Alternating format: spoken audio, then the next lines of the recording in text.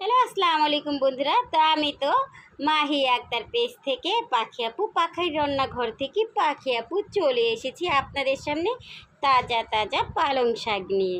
তো আজকে কি হলো, আপনাদের ভাইয়া চলে যাচ্ছে, তো বললাম কি একটু কিছু কাঁচা বাজার করে দিয়ে যেতে, যেমন একটু শাক সবজি আর কি একটু ভাজি করব। তো সে কি করেছে, সে আমাকে 2 মুঠা পালং শাক কিনে দিয়েছে আর পাঠিয়েছে মিষ্টি কুমড়। আসলে আমি বলেছিলাম যে একটা মিষ্টি কুমড় আর কি অল্প হলেই চলে, এত বড় মিষ্টি কুমড় দিয়ে আর কী করবো, যেহেতু আমাদের কম মানুষ। তো এই তো কেটে বিক্রি করে আমি এরকম কাটা এক টুকরা করে কিনে নিয়ে আসি। তো বলেছিলাম যে একটু মিষ্টি কুমড়ই দিতে, মেয়েদের জন্য ভাজি করব, তো সে সাথে আবার পালং শাক দিয়ে দিয়েছে। তো বললো কি একটু পালং শাক দিয়ে কয়েকটা চিংড়ি মাছ দিয়ে একটু রান্না করার জন্য। তো এই তো চিংড়ি মাছও পাঠাইছে। এই তো এখানে হাফ কেজি না একটাই হবে, তো একটা চিংড়ি মাছ পাঠাইছে। তো আমি জানি না এটা কত কেজি, কারণ আজকে আমি আর কিনি নেই, কেনাকাটা করেছে আপনাদের ভাইয়া। তো এই তো আর বলেছিলাম মেয়ের জন্য একটু 1 প্যাকেট দুধ পাঠাতে, তো এই তো হাফ লিটার দুধ পাঠিয়ে দিয়েছে। তো এখন এই মিষ্টি কুমড়োটাকে কেটে নিব একটু ভাজি করার জন্য। আর পালং শাক যেহেতু পাঠিয়ে দিয়েছে, তো পালং শাকটাকে কয়েকটা চিংড়ি মাছ দিয়ে রান্না করে নিই। আর দেখি ভাজিতেও যদি পারি তো কয়েকটা চিংড়ি মাছ দিয়ে তারপর হচ্ছে গিয়ে মিষ্টি কুমড়োটাকে ভাজি করে নিব।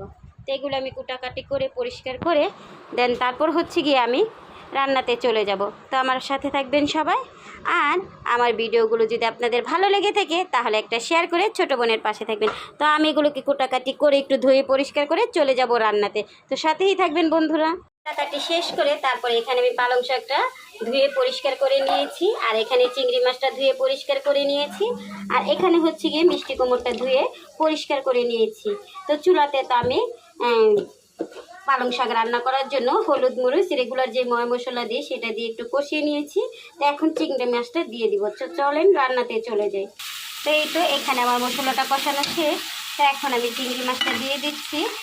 তো চিংড়ি মাছটা একটু কষিয়ে তারপর হচ্ছে গিয়ে পালং শাক দিয়ে দিব। আর শাক রান্নাতে তো কোনো পানি দরকার হয় না, কারণ শাক থেকে এমনিতেই অনেক পানি উঠে যায়, তো সেই পানিতেই শাকটা রান্না হয়ে যাবে। তো চিংড়ি মাছটা এখানে কষানো হোক, আর এখানে হচ্ছে গিয়ে আমি একটু তেল আর কাঁচামরিচ আর পেঁয়াজ কুচি দিয়ে বসিয়ে দিয়েছি মিষ্টি কুমড় ভাজির জন্য।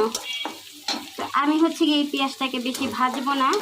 তো এখানে আমি এখন একটু দিয়ে দিচ্ছি লবণ, আমার পরিমাণ মতো আমি লবণটা দিয়ে দিলাম, আর দিয়ে দিলাম সামান্য একটু আদা রসুন বাটা। এখানে আমি আর কিছু দিব না, হালকা একটু হলুদের গুঁড়া আর ধনিয়ার গুঁড়া দিয়ে একটু নেড়ে চেড়ে মিষ্টি কুমড়োটা দিয়ে দিব। তো চিংড়ি মাছটা তো কষানো শেষ, তো এখন আমি শাকটা দিয়ে দিচ্ছি। তো শাকটাকে দিয়ে একটু নেড়ে চেড়ে একটু ঢেকে দিব। তো এখানে হচ্ছে গিয়ে মিষ্টি কুমড়োর পেঁয়াজটাও ভাজা শেষ, তো এখন এখানে আমি একটু মিষ্টি কুমড়োটা দিয়ে দিচ্ছি, আর এখানে আমি একটু ভাজা জিরার গুঁড়া দিয়েছিলাম। তো এখানে মিষ্টি কুমড়োটাকে একটু নেড়ে চেড়ে ঢেকে দিব।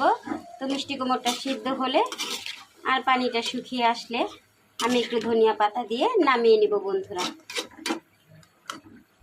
তো মিষ্টি কুমড়োটাকে একটু ঢেকে দেই, তারপর হয়ে আসলে আমি হচ্ছে গিয়ে ধনিয়া পাতা দিয়ে দিব। তো এইখানে হচ্ছে পালং শাকটাকে আমি একটু নেড়ে চেড়ে দিলাম। তো পালং শাকটা ওই যে বললাম না, যে পানি ওঠে সেই পানিতেই রান্না হয়ে যাবে। তো পালং শাকটা একটু সিদ্ধ হলে আর পানিটা কমে আসলে পালং শাক আমি নামিয়ে নেব। আজকে রান্না তো আমার এই দুইটাই ছিল।